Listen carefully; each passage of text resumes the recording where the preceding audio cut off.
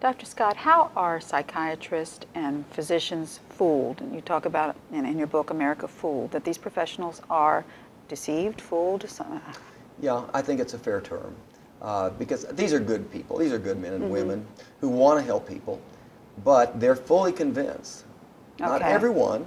There are a lot of physicians who understand the issue, but the majority are fully convinced that these drugs are the answer to depression or other mental problems. They believe it. All right. How did that happen?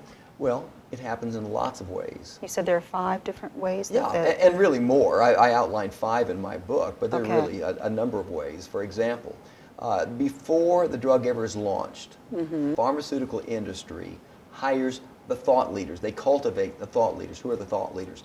They're the people in the field of psychiatry writing articles. Okay. And so they've got to get those folks on board. Those people are often on various kinds of committees for the pharmaceutical industry.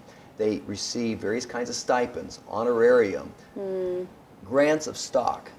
Okay. So these people are often very highly paid. I document one case in the book where a person, I think it's on 17 different pharmaceutical industry companies who are paying that one thought leader. So they receive large amounts of money. Some of these people are literally making millions of dollars from the pharmaceutical industry, far more than they're making from their academic position at Harvard or at Emory or somewhere. They're making these large amounts of money from the pharmaceutical industry. They want them on board to promote their drug. Now they're going to write articles. So anyone can put some of this to the test. For example, simply go to Google and put in the word PubMed. Intrez PubMed, and what that's going to bring up is a data bank, government data bank. It's all the medical research you're going to find out there. It's something approaching 20 million studies, medical studies. Okay. Then put in the name of a pharmaceutical company. Put in Wyeth. All right. Put in Lilly. Put in Pfizer. You are going to be shocked at how many studies are published by the company. So when a physician in his office picks up a journal, he assumes that that information is all objective. He does not realize how many of those studies are paid for by the pharmaceutical industry. In fact, the vast majority, not some, the vast majority of antidepressant and antipsychotic drug studies today have been published by the pharmaceutical industry, paid for by the pharmaceutical industry. It may be a researcher at Harvard or somewhere else that has a position there, but he's still receiving funding for the study from the pharmaceutical industry. That's the relationship. So there's a bias built into the system to start with. Okay, that's part of being fooled. Yeah. Part of being fooled is also what we call the mere exposure effect.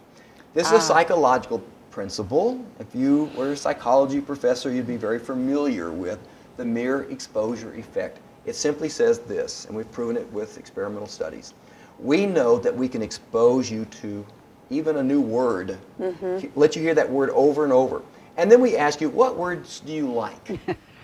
And a word that you've heard more frequently, you learn to like better than another word that you haven't heard as frequently. That's true of a face, and that's true of a message. If we let you hear a message, you repeat a line often enough, pretty soon it's the truth. It's that basic concept. When you pick up JAMA, the Journal of the American Medical Association, or the New England Journal of Medicine, or any of the host of other journals that are popular in our nation, they're going to see what? They're going to see drug ads, one after the other. And then you pick up JAMA and you see, oh, here's a ad for Effexor. Oh, here's an ad for Zoloft.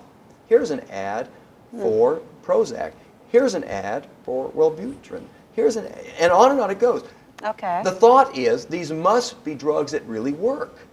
And so you become convinced in part just because you're exposed to those ads over and over. You're exposed also to all kinds of articles. Again, who pays for most of those articles? The vast majority. It's the drug companies. And consequently, you get a one-sided view. You get a distorted view. You get a dishonest view because the studies, as I pointed out... certainly biased. Yeah. As I pointed out previously, these studies are not done in a fair way. Again, the tricks of the trade. And so physicians are convinced for these reasons. All right.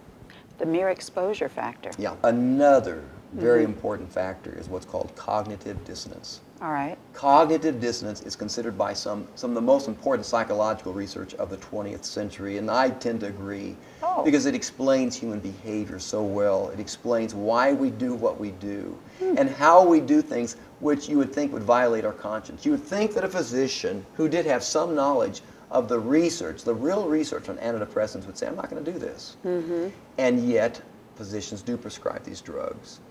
And cognitive dissonance can explain that. After all, if you have told this patient and that patient and the next patient, you ought to try these drugs because you were convinced, and now you know the truth, do you really want to get on the phone and call those people and say, guess what? You need to stop that drug I prescribed. You're more likely to get diabetes. You're more likely to develop tardive dyskinesia. You don't want to do that. And so what do? You play a game in your mind. You have two cognitions. One says, I prescribe these drugs. Another says, I shouldn't have prescribed these drugs. They harm people's health. Dissonance is going on because those things are clashing. Right. Cognitions are clashing. They're not in harmony. They're clashing. The physician has to make a decision. What do I do? And very often, they're going to do what everyone does. We then kind of diminish, it probably doesn't do that much harm. We talk it may actually work. Maybe some of the studies that say that these drugs are harmful, maybe they weren't really good studies. And so we talk ourselves out of doing what we really should do. That's cognitive dissonance. That's cognitive dissonance. So this is another reason why the doctors... It's another of many reasons why doctors prescribe these drugs, even after they find some of the studies or a book like my book that lays out the research saying these drugs are harmful.